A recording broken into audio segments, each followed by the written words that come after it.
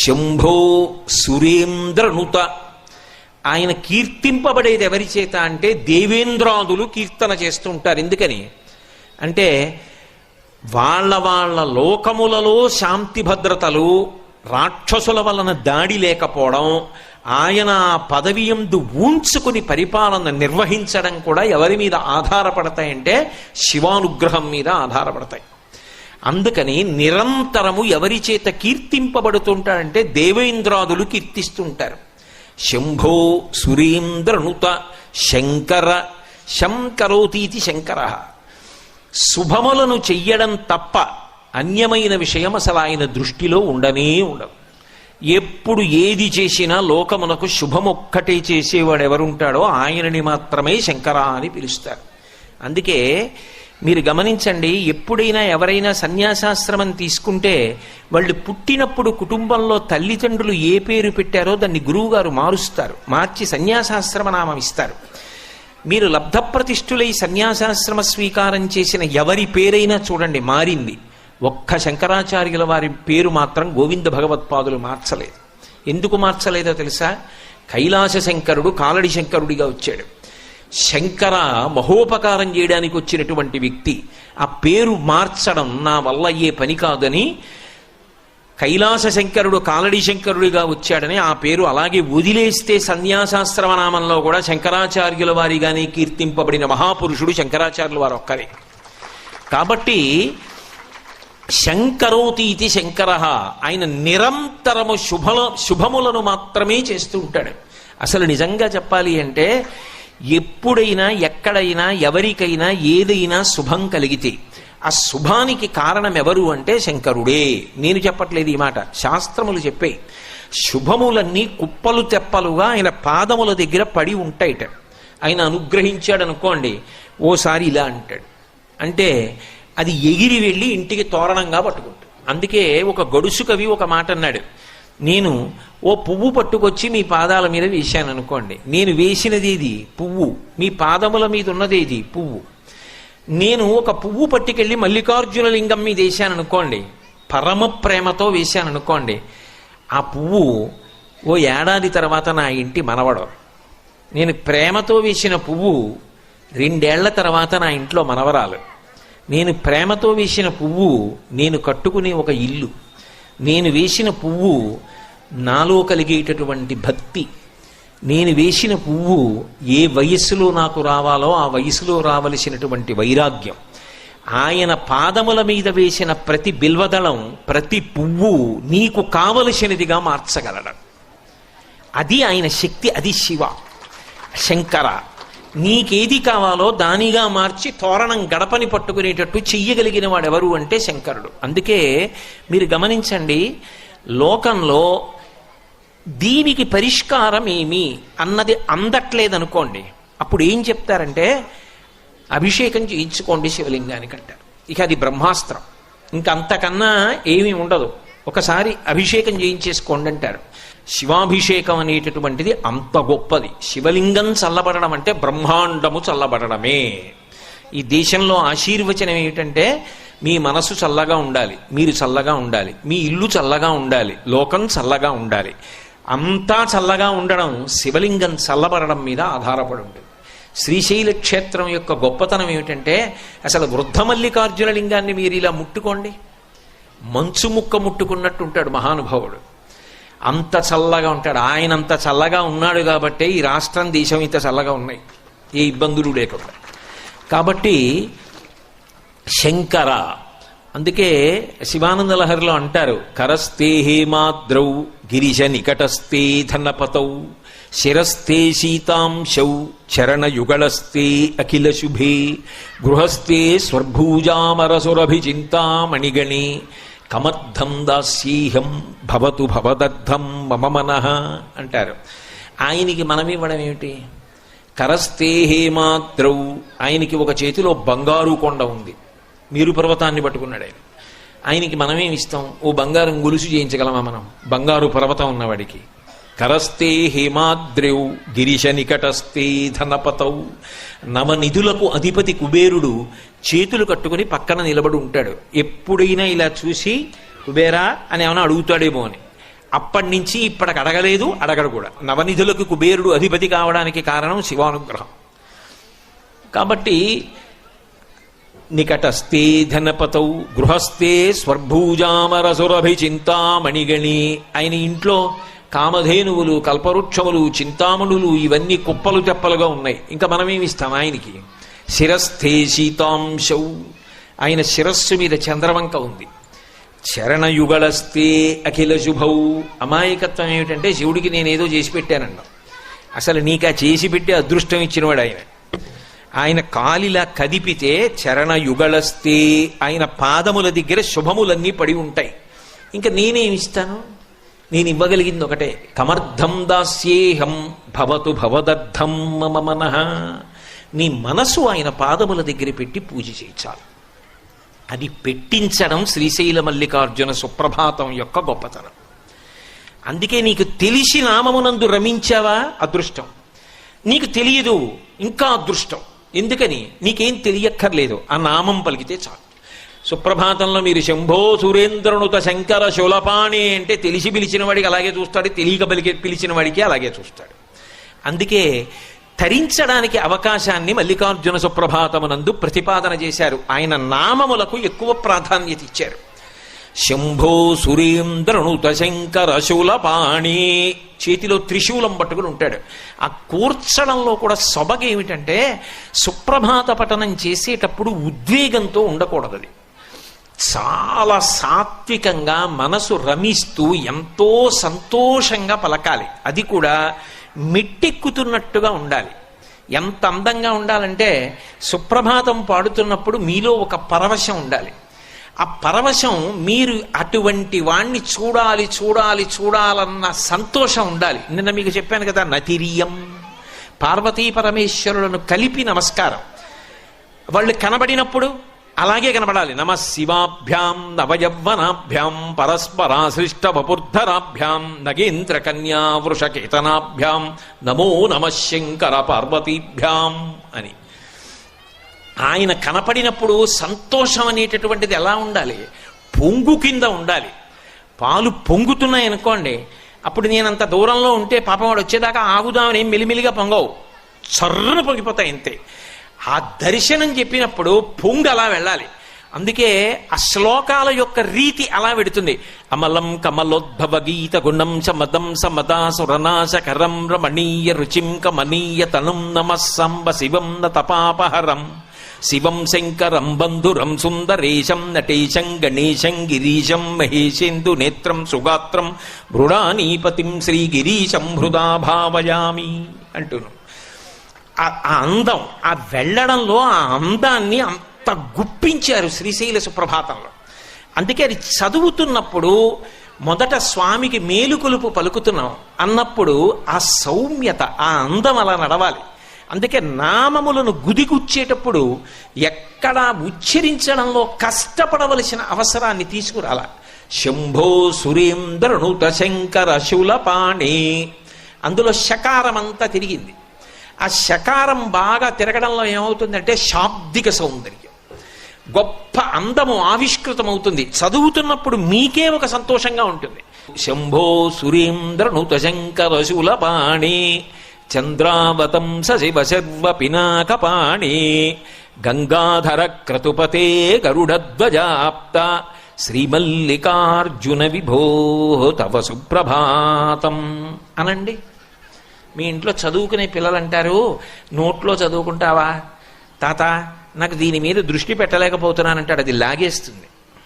అలా గుచ్చారు. ఆ నామాలని గుడిగుచ్చినప్పుడు కూడా అంత అందము శబ్దమునందు ఆవిష్కృతమవుతుంది. ఇక దానిలో మీరు రమించగలిగితే ఏ ఒక్క శ్లోకం చెప్పినా, ఒక్క నామం చెప్పినా, ఒక పాదం చెప్పినా మీ మనసు మల్లికార్జున లింగం దగ్గరికి వెళ్ళిపోతుంది. మీరు బాహ్యంలో ఎక్కడుంటే ఏమంటే నా ఉద్దేశ్యం, ఇంట్లో ఉండిపోయినా శ్రీశైలంలో లేనివారు మీరేం కాదు, మీరు శ్రీశైలంలోనే ఉన్నారు. సుప్రభాతం తెల్లవారుజామున మిమ్మల్ని మల్లికార్జున లింగం దగ్గరికి, భ్రమరాంబ దగ్గరికి తీసుకురాగలదు. అదొక యోగ విద్యలండిది. అందుకే శంభో సురేంద్రనుత శంకర శూలపాణి. శూలపాణి అంటే చేతిలో త్రిశూలం పట్టుకున్నాడు. శూలము అంటే ఏదో ఒక్క అంచు మాత్రమే ఉండి గుచ్చడానికి పనికొచ్చేది కాదు, త్రిశూలం. ఏమిటా త్రిశూలం అంటే ఆయనకి అలా ఉంటే సరదాగా ఉంటుందండి, అందుకని అలాంటి ఆయుధం పట్టుకున్నాడన్నది అన్వయం కాదు. ఆయన అలా ఎందుకు పట్టుకుంటాడో శివమహాపురాణంలో చెప్పారు. త్రైగుణ్యం శూలమేతస్యాపరసు సత్యనిష్టత అన్నారు. 3 గుణములకు ఆయన అతీతుడు. 3 గుణములకు అతీతుడై సత్వమునందు కాని, రజస్సునందు కాని, తమస్సునందు కాని, శుద్ధ సత్వమునందు కాని ఉండకుండా, అందుకే ఇలా 3 ఉంటే ఈ 3 ఒక ఊచకుంటాయి, ఆ ఊచ పట్టుకుంటాడు. అంటే శుద్ధ సత్వము సత్వము కన్నా గొప్పది. నిజానికి ఈ 3 గుణములలో తిరిగి శుద్ధ సత్వములోకి ఎడతారు.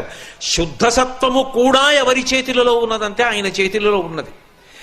ఆ స్థితికి మూడిటిని 4 దాటి ఎప్పుడు తనలో తాను రమిస్తూ ఉండగలిగినటువంటి గొప్ప స్థితి ఆయనది. అందుకే ఆయనకు ఒక విచిత్రమైన పేరుంది, ఉన్మత్త శేఖరాయ నమః. పిచ్చివాడు ఏం చేస్తాడు, వాడికి బాహ్యంలో భయమే ఉండదు.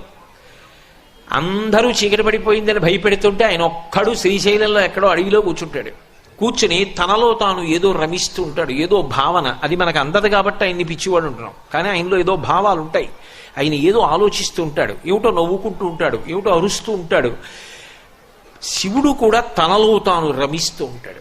శివభక్తి పండినటువంటి వాళ్ళు ఆ స్థితికే వెళ్ళిపోతారు. అందుకే మహానుభావులు చంద్రశేఖర భారతీ మహాస్వామి శృంగగిరి పీఠాధిపత్యం వహించారు. వారు చంద్రమౌళీశ్వరారాధన చేస్తూ ఓం నిధనపతయే నమః అంటే ఇలా బిలవదళం వేసేవారు. ఓం నిధనపతాంతికాయ నమః ఇంకో దళం వేసేవారు. అంతే, చెయ్యి అలా ఉండిపోయి అలాగే ఉండిపోయేవారు. ఓ ఈయన సమాధి స్థితిలో గడిపోయారు, ఇక పూజ చెయ్యరని చెప్పి శిష్యులు వచ్చి సంకల కింద చేతులేసి ఎత్తి తీసుకెళ్ళిపోయి గురునివాసంలో కూర్చోబెట్టేవారు. అంతే, 10 రోజులో 11 రోజులు ఆ సమాధి స్థితిలో అలాగే ఉండేవారు. ఆ భావ సమాధి అంత గొప్ప. శ్రీశైల సుప్రభాతానికి ఫలశ్రుతి చెప్తూ ఒక మాట అంటారు, ఈ సుప్రభాతాన్ని ఎవడు చదువుతున్నాడో వాడు ఇహమునందు సుఖములను పొందుతాడు, చివడికి పరమేశ్వరుని యందు ఐక్యమైపోతాడు అని చెప్తారు. ఎందుకంటే భావన చెయ్యడము అలవాటైపోతుంది. కాబట్టి త్రైగుణ్యం శూలమేతస్య, త్రిగుణాతీతుడైన వాడెవరో వాడు శంకరుడు సుమా అని చెప్పడానికి శూలం పట్టుకుంటాడు. శంభో సురేంద్ర దుత శంకర శూలపాణి చంద్రావతంస. చంద్రవంక తల మీద ధరించి ఉంటాడు. అది నలుగురి ఆస్తి, ఒక్క శివుడే కాదు. నిజానికి శివుడు శుక్లపక్ష తదియ నాటి చంద్రరేఖ, కంచి కామాక్షి కిరీటం మీద స్ఫుటంగా కనపడుతుంటుంది. ఆ చంద్రవంక ఎంత అందంగా ఉంటుందో. మీరు ఎప్పుడైనా శుక్లపక్ష తదియ నాడు చూడండి, ఆకాశంలో వెతికి చూస్తేనే కనపడుతుంది, లేకపోతే కనపడదు. అందుకే అవ్యక్త రేఖామివ చంద్రరేఖాం అంటారు. తదియనాటి చంద్రరేఖ శుక్లపక్షంలో ఎలా ఉంటుందో అటువంటి చంద్రరేఖ పరమశివుని యొక్క కిరీటం మీద ఉంటుంది. అదే అమ్మవారి కిరీటం మీద ఉంటుంది, అదే వినాయకుడి కిరీటం మీద ఉంటుంది, అదే సరస్వతీదేవి కిరీటం మీద ఉంటుంది. అందుకే శంకరుడు తెలుపు, జ్ఞానదాత మహేశ్వర, ఆయన జ్ఞానం ఇస్తాడు. అందుకే సరస్వతి వీణ వాయిస్తుంది, శంకరుడు దక్షిణామూర్తిగా వీణ వాయిస్తాడు. శ్రీశైలం లోపలికి వస్తుంటే వీణ వాయిస్తూ దక్షిణామూర్తి లేరు. సరస్వతీదేవి చంద్రవంక ధరిస్తుంది. మీకు అనుమానమా? సౌందర్యలహరిలో శంకరాచార్యులు వారు శరజ్యోత్స్నా శుద్ధాం శశియుత జటాజూటమకుటాం, కిరీటం పెట్టుకోరు, శంకరుల్లాగే జటాజూటం కట్టుకుంటుంది. వరత్రాసత్రాణ స్ఫటిక గుటిగా పుస్తకరాం సకృన్నత్వా నత్వా కథమివ సతాం సన్నిధదతే మధుక్షీరద్రాక్షా మధురి మధురీణాః ఫణితయః. పార్వతీ పరమేశ్వరుడిద్దరూ చంద్రవంకం ధరించి ఉంటారు. ఎందుకది? ఆ తదీనాటి చంద్రరేఖ సరదా ఏమిటి వాళ్ళిద్దరికీ అంటే, చంద్రరేఖని ధరించడం వెనక ఉన్నటువంటి తత్వము వేరు. ఎందుకు ధరిస్తారంటే, వాళ్ళు కాలాతీతులు సుమా అని చెప్పడం కోసం చంద్రవంక పెట్టుకుంటారు. చంద్రోద్భాసిత శేఖరే స్మరహరే గంగాధరే శంకరే సర్పైర్భూషిత కంఠకర్ణ వివరే నేత్రోద్ధ వైశ్వానరే దంతిత్వకృత సుందరాంబరధరే త్రైలోక్యసారే హరే మోక్షార్థం కురుచిత్త వృత్తిమమలాం అంతైస్తు కింకర్మభిః అంటారు. చంద్రోద్భాసిత శేఖరే, కాలం నడుస్తోందని గుర్తేమిటంటే చంద్రుని యొక్క ఎదుగుదల తరుగుదల దృష్టిలో పెట్టుకుని తిథి చెప్తాం.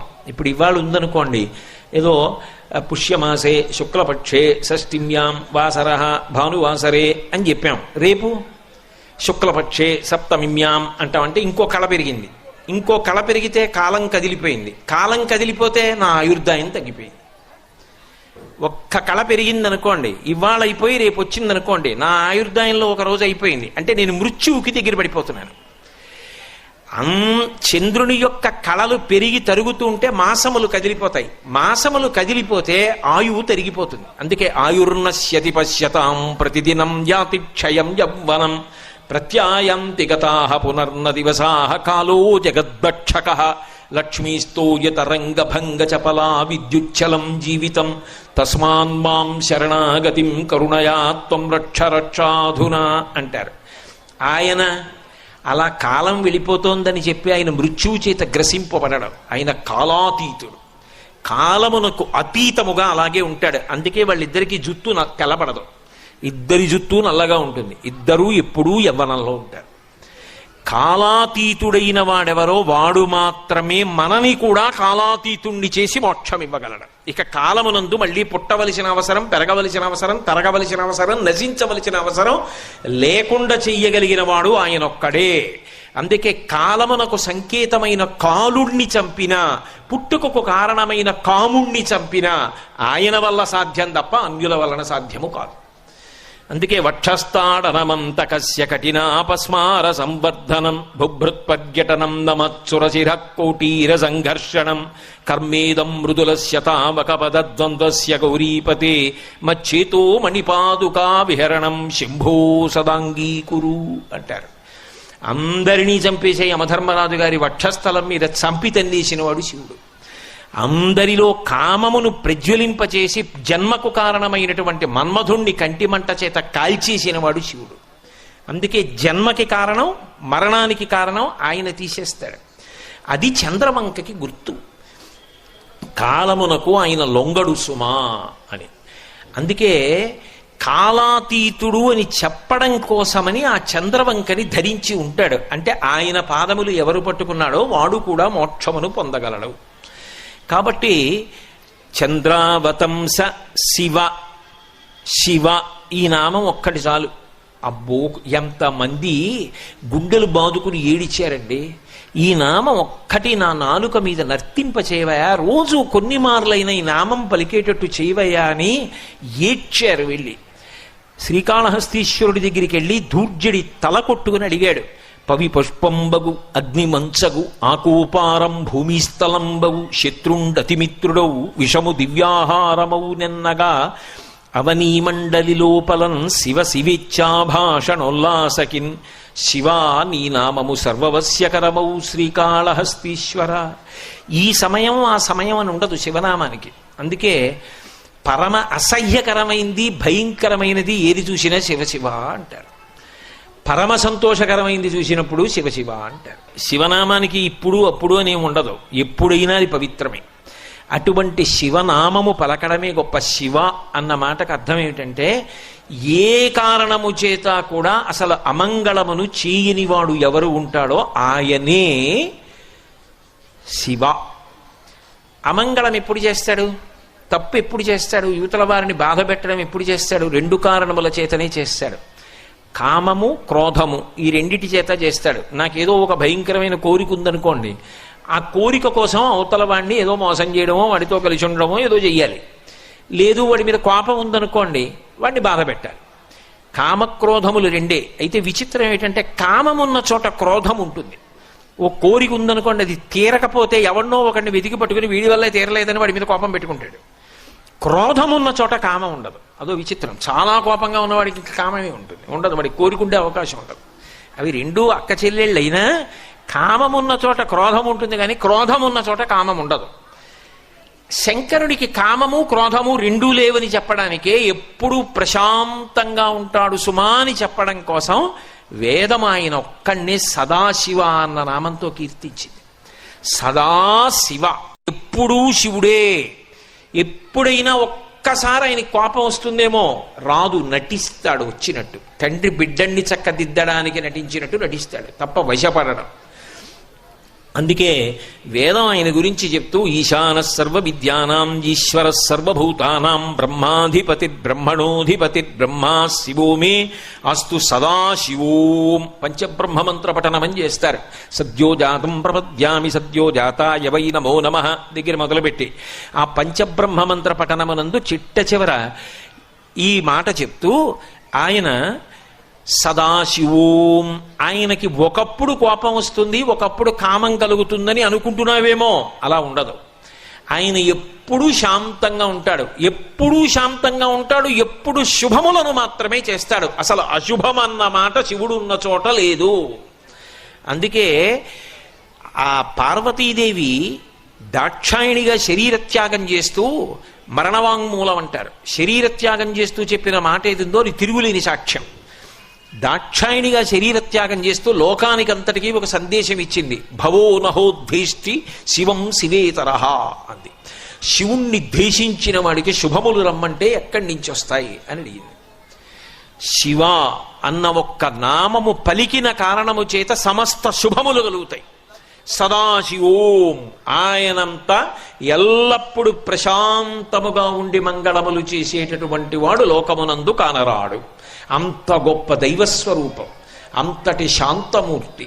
అందుకే శంభో సురేంద్రనుత శంకర శూలపాణే చంద్రావతంస శివ శర్వ. శర్వ అన్న నామం చేత ఆయనని కీర్తించినప్పుడు ఈ సమస్తమైనటువంటి భూమి అధిదేవతాస్వరూపంగా ఉంటాడు.